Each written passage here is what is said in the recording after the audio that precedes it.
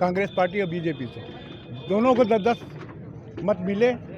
आखिरी में मतदान के लिए फिर डिब्बे में पर्ची डाला गया, एक बच्ची को बुलाया गया, उसके द्वारा पर्ची निकाला गया। उसमें अध्यक्ष और उपाध्यक्ष दोनों को जीत हासिल हुई। ठीक,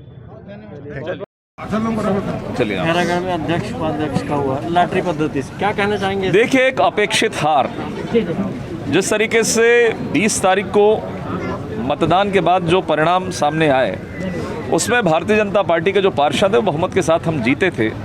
10 पार्षद हमारे क्लियर कट जीते थे, 9 इनके जीते थे, और एक टाई की स्थिति बनी, वो भी टाई की स्थिति में लाया गया और बाद में रिकाउंटिंग करके एक पार्षद को बढ़ाकर वो टाई की स्थिति में आए।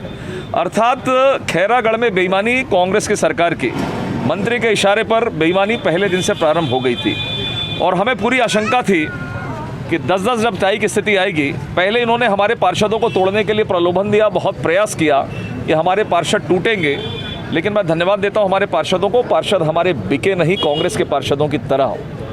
लेकिन खेल वही जो कांग्रेस की पुरानी रीति है देश की आज़ादी के बाद से, कि दोनों पर्चियां निकलती हैं टाई के बाद और पर्चियों में हेर फेर करके, मेरा खुला आरोप है पीठासीन अधिकारी पर, खुला आरोप है, दोनों पर्चियां उनके फेवर में लाया गया। इन सब कुकृत्य में कांग्रेस हमेशा से बहुत अग्रणी रही है देश की आज़ादी के बाद से, और एक बार फिर से एक निष्पक्ष चुनाव को कलंकित करने का काम यदि किसी ने किया है तो कांग्रेस पार्टी ने और कांग्रेस सरकार ने किया है। और ये जीत कोई लोकतांत्रिक जीत नहीं है, ये जीत किसी के घर में डकैती डालकर और चोरी की हुई जीत, सेटिंग की जीत जिसको कहते हैं, वो जीत कांग्रेस ने यहाँ पर हासिल की है। लेकिन खैरागढ़ की जनता ईमानदारी के साथ में जानती है, हमारे 20 में से 10 पार्षद जीते, 6 पार्षद केवल 1, 2, 5, 8, 10 के अंतर से हारे, नहीं तो हम 16 सीट जीत रहे थे, कांग्रेस 4 सीट जीत रही थी। वहाँ पर भी इन्होंने मत में हेरफेर किया। मेरा आज एक बार फिर से आरोप है कि आखिर 3 साल पहले जब भूपेश बघेल की सरकार यहाँ पर आई तो ईवीएम के माध्यम से चुनाव क्यों नहीं हो पा रहा है, मतपत्रों से क्यों हो रहा है। तो ये जानबूझकर इस तरह की स्थिति उत्पन्न की गई है ताकि वो मतपत्रों में हेर फेर करके अपनी जीत को दर्ज कर सके, और वही काम छत्तीसगढ़ की जनता पिछले 3 साल से देख रही है। आज खैरागढ़ की जनता का दुर्भाग्य मैं कहूँगा कि जो लोग हारे हुए हैं वो अध्यक्ष और उपाध्यक्ष बने हैं, यहाँ पर शासन करना चाह रहे हैं, इससे बड़ा दुर्भाग्य लोकतंत्र में नहीं हो सकता। मैं हमारे भारतीय जनता पार्टी के समस्त पार्षदों को बधाई देता हूँ कि कैसे एकता रहती है, कैसी ताकत रहती है एक साथ, हमारे 10 के 10 पार्षदों ने बता दिया।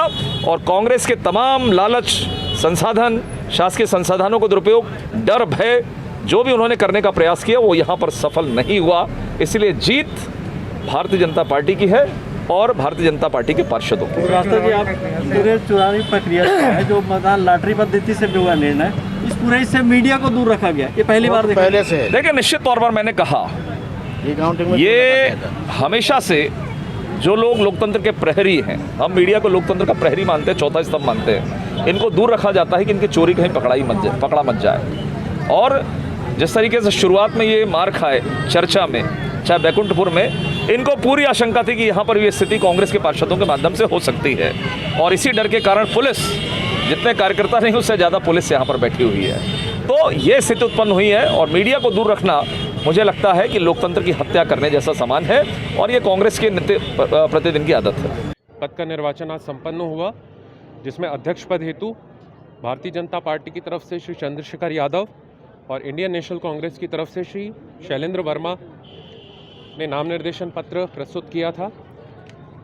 दोनों कैंडिडेट के बीच में मतदान की प्रक्रिया हुई, जिसमें दोनों को बराबर 10-10 मत प्राप्त हुए, जिसके बाद में लॉट की प्रक्रिया द्वारा एक चिट निकाला गया, जिसमें श्री शैलेंद्र वर्मा अध्यक्ष पद के रूप में सम्यक रूप से निर्वाचित हुए।